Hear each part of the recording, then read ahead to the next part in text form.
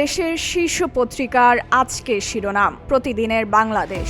উৎসব উৎকণ্ঠার ভোট আজ, জিতলে ইনক্লুসিভ সরকার, জামাত আমির। সচেতনভাবে ভোটাধিকার প্রয়োগ করুন, নির্বাচনে প্রধান উপদেষ্টার বাণী। সকলেই সরকারে গেলে দেশ চলবে কিভাবে, তারেক রহমান। জাতিসংঘ চায় ভোটে নারীর অংশগ্রহণ ও নিরাপত্তার নিশ্চয়তা। প্রথম আলো।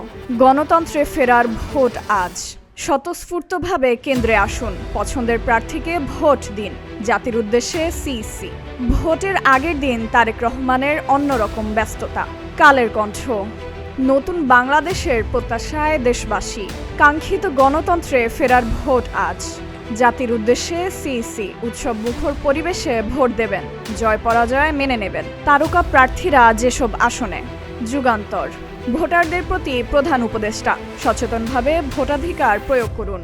12 কোটি ভোটারের রায় আজ, শ্বাসরুদ্ধকর ভোটের লড়াই। অবাধ ও সুষ্ঠু নির্বাচন উপহারে বদ্ধপরিকর, কঠোর অবস্থানে সেনাবাহিনী।